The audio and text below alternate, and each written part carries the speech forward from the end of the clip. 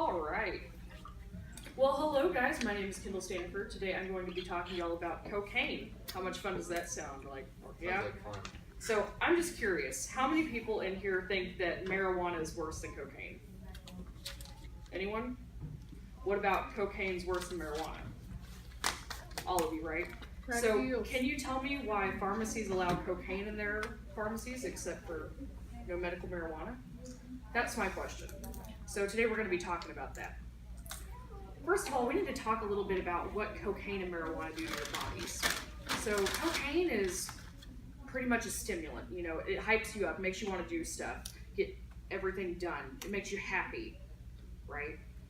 And that's great in the moment. But for those long term, it's going to be really bad and detrimental for your system. You can have things like respiratory failure, heart disease, not lots and lots of bloodborne pathogens because of all that needle use. So it's going to be really bad for you. Now, marijuana is much more of a depressant. It makes you slow down. You want to relax, not really do anything. You get the munchies. You just want to sit there and be a couch potato, right? And luckily for us, even if you don't get stuff done then, it doesn't do much for your body in the long run. Now, you may have a little bit more of a cancer happening in the future, but other than that, you really don't see many problems with marijuana use in the long run. So, how did we get from allowing cocaine in pharmacies but not medical marijuana? Well, it all started with this thing called the Comprehensive Drug Control and Abuse Prevention Act of 1970. Now, so 1970 was what, 100 years ago? Not really, but y'all know what I mean. It's very outdated and old. So back in this time, it was very anti-drug movement going on. So we had people who were very against using recreational drugs. Now the good thing for us is cocaine is very good at stopping pain.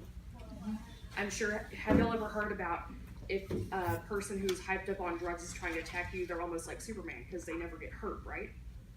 Well, that has a lot to do with what cocaine does to your system.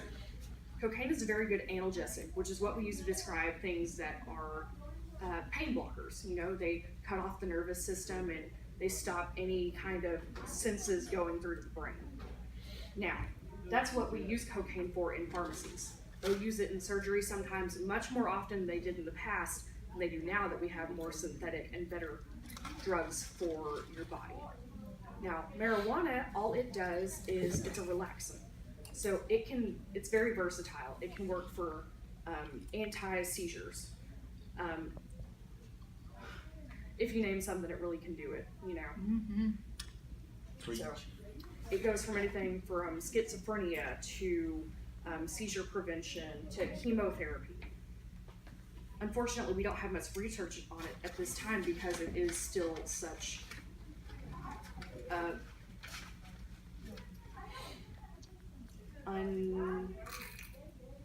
anyone got the word for me? No. Hasn't been researched very much. So, unfortunately, at this time, we haven't really delved into its effects on the body. But luckily for us, it's only going to get better from here. All we have to do is start our mindset that sometimes the things we keep in the dark are better than what you have in the light already. Thank you. Very good there, Dave.